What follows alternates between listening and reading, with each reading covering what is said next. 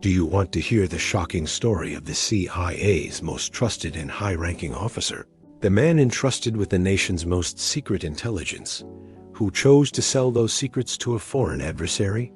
Today, we bring you the hidden truths, the classified revelations, and the extraordinary tale behind this unprecedented betrayal. But before we dive into this chilling, fact-based story, please take a moment to like this video, subscribe to our channel, and share it with your friends so you never miss out on these meticulously researched, captivating stories. Imagine a decorated CIA officer entrusted with the nation's deepest secrets, who not only sells them to a foreign adversary, but does so twice, once from the heart of the agency and again from the cold confines of a federal prison cell. This is the true story of Harold James Nicholson, the highest-ranking CIA official ever convicted of espionage, a man whose actions compromised countless lives and exposed the vulnerabilities of an institution sworn to protect America. But how did a patriotic soldier's son become one of the most notorious traitors in modern history? Stay tuned, dear listener, for the full, riveting account, a tale of ambition, desperation, and deception that unfolds like a thriller, yet every detail is drawn from documented facts and public records. Harold James Nicholson entered the world on November 17, 1950, in the quiet rural town of Woodburn, Oregon, a place known more for its tulip fields and agricultural roots than for breeding spies. His father, a career officer in the United States Air Force, instilled in him a sense of duty and discipline from an early age. But military life came with its own burdens. The Nicholson family moved frequently, following orders to bases across the country and even overseas. Young Harold, often called Jim by those close to him, found himself uprooted time and again, struggling to form lasting friendships. His innate shyness compounded the isolation. He was the boy who observed from the sidelines, quietly absorbing the world around him rather than diving into it. These early experiences shaped a man who would later navigate the clandestine world with calculated precision, but they also sowed seeds of restlessness that would haunt him. By the time Harold reached high school, the family had settled at Edwards Air Force Base in California, where he attended Desert High School for his freshman through junior years. It was a stark, desert environment, far from the lush Pacific Northwest of his birth. For his senior year, another move took him to Novato High School in Marin County, California, graduating in 1969. This was a tumultuous time in America. The Vietnam War raged, protests erupted on campuses, and a countercultural wave swept the nation. At Novato, students staged a notable sit-in against the war, but Harold, ever respectful of his father's military legacy, chose not to participate. He admired the structure and purpose of service, seeing it as a path to stability in an otherwise chaotic world. College beckoned at Oregon State University, where Harold pursued a degree while enrolling in the Reserve Officers Training Course, ROTC. It was here, in a fencing class, that he met Laura Sue Cooper, a free-spirited young woman with countercultural leanings. She questioned America's overseas entanglements, while Harold embraced the patriotic call to arms. Their differences sparked an unlikely romance, and they married in 1973, the same year he graduated and was commissioned as a second lieutenant in the U.S. Army. This union would produce 3 children: Jeremiah, Star, and Nathaniel, but it would also become a pressure cooker of unmet expectations and simmering resentments. Harold's military career began with promise. He rose to the rank of captain, serving in the 101st Airborne Division's intelligence unit, where he specialized in cryptography, the art of codes and ciphers that would later prove ironic in his espionage exploits. He commanded a company honing skills in signals intelligence that involved intercepting and decoding enemy communications. The Army suited him. It provided the structure he craved, and he excelled in the high-stakes environment. But family life intruded. In 1978, with the birth of their first child, Lavra grew disillusioned with the nomadic military lifestyle, the constant relocations, the absences, the uncertainty. Harold, sensing her unhappiness, made a pivotal decision. He left the army in 1979, moving the family to Kansas City, Kansas, for a civilian job at Hallmark Cards. It was a far cry from the adrenaline of intelligence work. Boredom set in quickly. The mundane tasks of corporate life felt like a cage for a man trained in secrecy and strategy. By October 1980, Harold found his escape. He joined the Central Intelligence Agency, the CIA. Born in the aftermath of World War II under President Harry Truman's National Security Act of 1947, was America's bulwark against global threats during the Cold War. It had evolved from the Office of Strategic Services, OSSE, the wartime intelligence outfit that pioneered covert operations. Harold underwent rigorous training at Camp Peary, Virginia, known colloquially as the Farm, where recruits learned tradecraft, surveillance, recruitment, evasion, and the psychological warfare of espionage.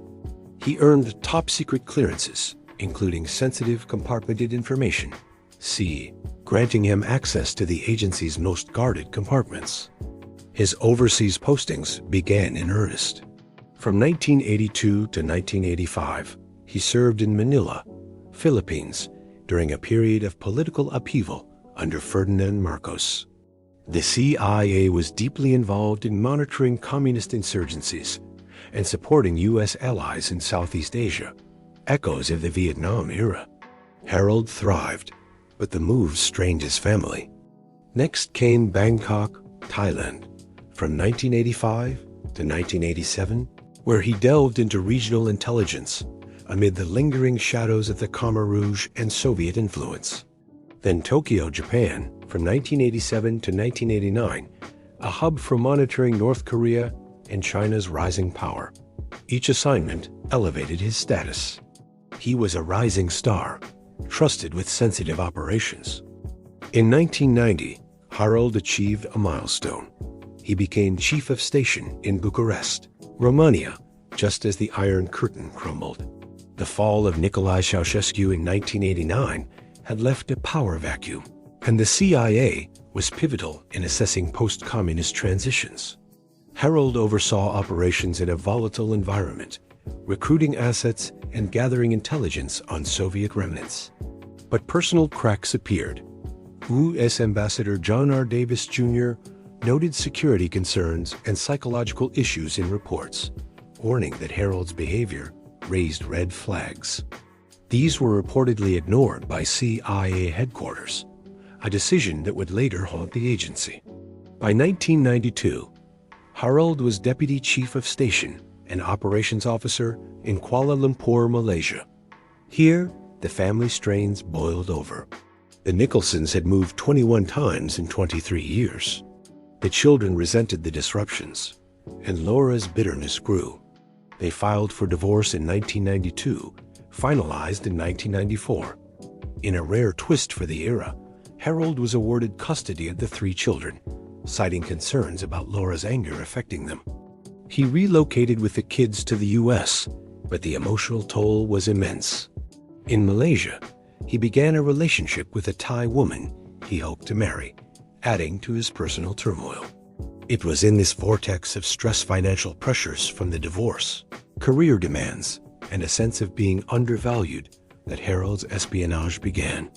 The year was 1994, a time when Russia, post-Soviet Union collapse in 1991, was reasserting itself through the newly formed Foreign Intelligence Service, SVR, successor to the KGB. Harold's recruitment appears linked to Alder James, another CI, a traitor exposed in February for spying for Russia since 1985. Ames had compromised dozens of assets, leading to executions and imprisonments. Inspired or emboldened by Ames' case, believing his own tradecraft superior, Harold made contact with the SVR in Kuala Lumpur. The first meeting occurred in June 1994 at the Russian embassy, one of 4 unauthorized encounters. On June 30th, a mysterious $12,000, equivalent to about $25,000 today, was wired to his account, untraceable to legitimate income. This marked the beginning of his betrayal. Why? Public records and court documents reveal a mix of motivations: financial desperation to support his children post-divorce, ego from feeling overlooked by the CIA, and perhaps a thrill-seeking escape from personal woes. Harold later claimed the money was solely for his family's benefit, but experts point to deeper psychological factors. The MICE acronym in counterintelligence: money, ideology, compromise, ego. For Harold, money and ego dominated. There was no ideological shift toward communism, but a pragmatic sellout. From June 1994 to November 1996, Harold provided the SVR with national defense information, including photographic negatives of classified documents. Returning to the U.S. in 1994, he became an instructor at the farm, teaching tradecraft to new recruits. In a brazen act, he sold the identities and biographical details of hundreds of trainees from the classes of 1994, 1995, and 1996. These were future case officers destined for covert roles worldwide. The implications were staggering. Russian intelligence could target them early, compromising operations before they began. Lives were at risk. Exposed agents could face recruitment, blackmail, or worse. The global fallout echoed AIM's damage, but targeted the CIA's future pipeline. In July 1996, Harold was promoted to branch chief in the Counterterrorism Center at CIA headquarters in Langley, Virginia, a GS-15 position with a salary around $73,000, about $146,000 today. Here, he accessed even more sensitive secrets: details on CIA staff in Moscow, informant networks, Russian capabilities, and counterterrorism strategies. Amid rising threats from groups like Al-Qaeda, his betrayal could have undermined U.S. efforts against global terrorism. The methods Harold employed were textbook spycraft, drawn from his training. He used counter-surveillance techniques, circuitous routes to meetings, checking for tails, and dead drops. Communications involved postcards sent under the alias Neville R. Strachey to a post office box, with coded phrases like references to job rejections or ski holidays signaling meetings. Secret encounters occurred in Singapore, where he met SVR officers in remote locations after evading surveillance. In November 1996, he planned a rendezvous in Switzerland, carrying exposed film and a computer disk with classified data. He requested a clandestine camera for discreet photography and large cash deposits totaling $300,000 over 2 years appeared in his accounts, far exceeding his salary. But cracks appeared. In October and December 1995, Harold failed polygraph examinations, showing deception on questions about unauthorized foreign contacts. Polygraphs, though controversial, triggered FBI scrutiny. Surveillance ramped up. Agents tailed him, monitored his finances, and intercepted communications. In Singapore, he was spotted with a Russian embassy vehicle. The tension built. Harold, sensing the net closing, grew paranoid, yet pressed on with his Swiss plan. The first capture came on November 16, 1996, at Dulles International Airport. As Harold prepared to board a flight to Zurich, FBI agents arrested him. In his luggage, 10 rolls of exposed film and a diskette containing U.S. government secrets on CIA Moscow operations. The investigation, a joint CIA-FBI effort, uncovered the extent of his treachery. Court documents detailed how his actions exposed vulnerabilities in the post-Cold War era, when Russia sought to rebuild its intelligence dominance. The judicial proceedings unfolded swiftly. On June 5, 1997, Harold pleaded guilty to conspiracy to commit espionage, cooperating in hopes of leniency. Sentenced to 23 years and 7 months at the Federal Correctional Institution in Sheridan, Oregon, he avoided a life term. In court, he expressed remorse, reiterating the money was for his children. But the damage was done. His betrayal was deemed one of the most damaging since Ames, though less lethal. The FBI affidavit painted a picture of a man who methodically sold out his colleagues, putting countless American lives at risk. Behind the spy was a family man, unraveling. Harold's marriage to Laura had been a casualty of his career, the absences, the secrets he couldn't share. Their children, Jeremiah, born 1978, Star, and Nathaniel, the youngest, bore the brunt. Post-divorce, Harold's custody win stemmed from concerns over Laura's emotional state, but raising 3 kids alone while spying added layers of guilt and stress. Interviews and records reveal his internal conflicts. He viewed himself as a provider, justifying treason as a means to secure their future college funds, stability amid chaos. Yet, ego played a role. As Batman in his radio call sign during South Asia ops, he saw himself as a superhero, untouchable. Ethical dilemmas haunted him, betraying oaths sworn to protect America, knowing the risks to fellow officers. Psychologists later analyzed such cases. Spies like Harold often rationalize actions through compartmentalization, separating personal loyalty from national betrayal. Prison did not end Harold's espionage. Incarcerated at FCI Sheridan, he plotted his re-engagement. From 2006 to 2008, he recruited his youngest son, Nathaniel, then in his early 20s, as a conduit. Nathaniel, struggling with debt and depression, was vulnerable to his father's manipulation. Harold, using prison visits, letters, and calls, instructed him in spycraft, how to evade detection, collect payments covertly, and launder money.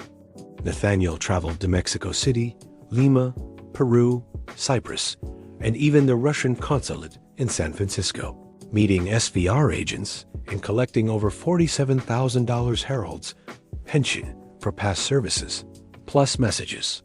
The risky decisions escalated. Harold believed the information he held would go stale, and he craved continuation of his double life.